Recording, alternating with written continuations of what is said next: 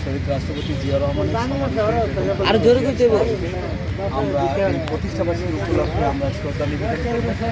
আমার সাথে এখানে আমাদের কেন্দ্রীয় কমিটির সভাপতি, বিএনপি কেন্দ্রীয় নির্বাহী কমিটির সদস্য জনাব সালাউদ্দিন খান পিপিএম এবং ঢাকা জেলার আমাদের সহসভাপতি এস.এম. আনিসুজ্জামান মানিক ভাই এবং সহসভাপতি আমাদের সৈয়দ মুশফিকুর রহমান দানিয়াল ভাই এবং আমাদের কার্যকরী সভাপতি আলী হোসেন ভাই সহ এখানে সমস্ত নেতৃবৃন্দ, আমাদের ঢাকা এলজিডি শাখার সংগ্রামী নেতৃবৃন্দ এখানে উপস্থিত আছেন। গাজীপুরের সভাপতি আয়ুব খান সহ এখানে ঢাকার এবং ঢাকার আশেপাশের জেলাগুলোর নেতৃবৃন্দ আমাদের সাথে এখানে উপস্থিত হয়েছেন। আমরা বাংলাদেশ জাতীয়তাবাদী কর্মজীবী দলের পক্ষ থেকে দেশবাসীর উদ্দেশ্যে একটা কথা বলতে চাই। আমরা 19টি বছর যেভাবে এই হায়নার থাবা থেকে আমরা হায়নার ষড়যন্ত্রের শিকার হয়ে অনেক নেতাকর্মী মিথ্যা মামলা হামলার শিকার হয়েছে, আজকে আমরা দেশের ওই ক্লান্তি শেষ করে আজকে আমরা এই 5ই আগস্টের পরে আমাদের এই দেশে একটি শান্তির পরিবেশ তৈরি হয়েছে।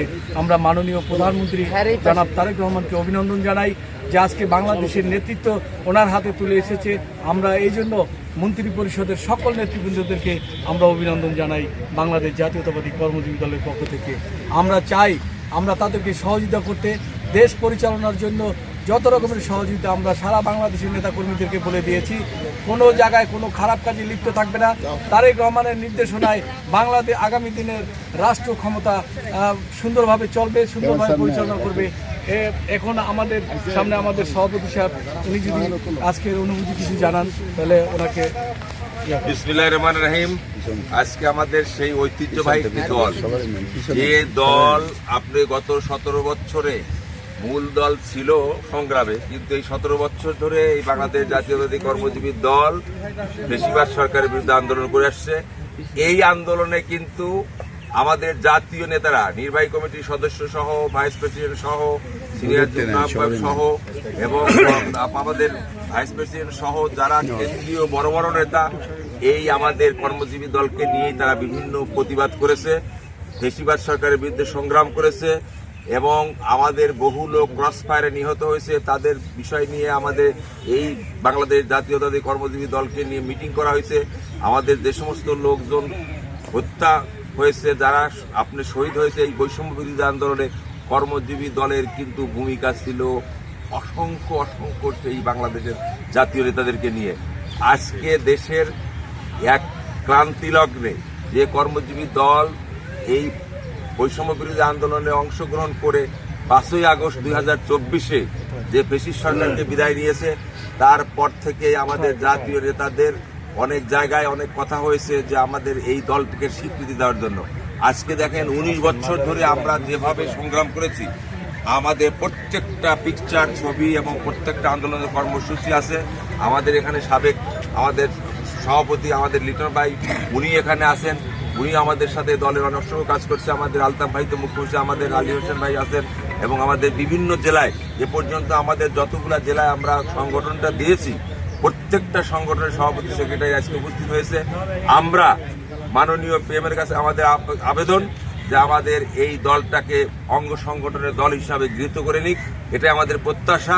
আমরা এটা চাই, আমাদের এই দলকে অবশ্যই নেবেন, কারণ এই দলের অবদান কম নাই। জাতীয় যতগুলো নেতা আছে আপনি জিজ্ঞাসা করে দেখেন, প্রত্যেকটা নেতা, আমাদের স্থায়ী কমিশনার নজরুল ইসলাম খান, আমাদের মঈন খান এবং আমাদের নজরুল ইসলাম খান সহ আমাদের আমির হোসেন, কি বলে, খসরু মোহাম্মদ চৌধুরী, বাবু গায়সরা চৌধুরী, আব্বাস মির্জা আব্বাস, নাম বলবো, আমাদের দুদু সহ ভাইস প্রেসিডেন্ট আমাদের যিনি আজকে মারা গেছেন আব্দুল্লাহ নোমান, উনি তো অসংখ্যবার আমাদের এখানে এসেছে। এই দলকে নিয়েই হাঁটি হাঁটি পা করে বিভিন্ন সংগ্রামে অংশগ্রহণ করেছে 17 বছর। আমাদের অনেক নেতা মিথ্যা গায়েবী মামলায় আসামি হয়েছে, অনেকে নির্যাতনের শিকার হয়েছে। আমাদের আপনাদের কাছে, আমার দলের মূল দলের কাছে আমাদের প্রত্যাশা, আমাদের বাংলাদেশ জাতীয়তাবাদী কর্মজীবী দলকে অবশ্যই অবশ্যই অঙ্গ সংগঠনের একটি ছোট্ট দল হিসাবে স্বীকৃতি দিয়ে আপনারা গ্রহণ করবেন, এটাই আপনাদের কাছে প্রত্যাশা। নাহলে গত 17 বছরে আমাদের যে আন্দোলন, আমরা এই কর্মজীবী দলের আন্দোলনকে আপনারা দেখতে পারবেন। আমরা আমাদের প্রতিষ্ঠাবার্ষিকীর একটা অনুষ্ঠান আছে প্রেস ক্লাবে, ওই প্রেস ক্লাবে দেখবেন কত হাজার হাজার আন্দোলন যে আমরা করেছি, তার অসংখ্য ছবি আমরা ইতিমধ্যেই ছাপিয়েছি, আমরা বই আকারে পুস্তিক আকারে তৈরি করেছি। এটাও আমাদের মাননীয় প্রধানমন্ত্রীর কাছে আমরা দেব। আমাদের সংশ্লিষ্ট যারা স্থায়ী কমিটির সদস্য আছে, আমাদের মাননীয় মহাসচিব আছে মির্জা ফখরুল ইসলাম সাহেব, তার কাছে আমরা দাবি করছি যেটা আমাদের একটি অঙ্গ সংগঠনের দল হিসাবে আপনাদের মূল দলের সাথে অন্তর্ভুক্ত করে, তাই আমাদের প্রত্যাশা সবাই ভালো থাকুন এবং বেগম খালেদার জন্য আপনারা দোয়া করবেন।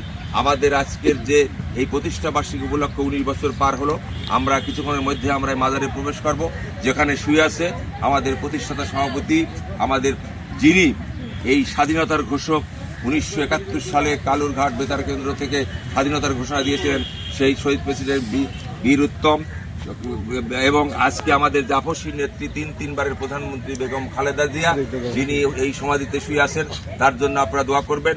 আমাদের তারেক রহমান সাহেবের জন্য প্রধানমন্ত্রী সাহেব দোয়া করবেন।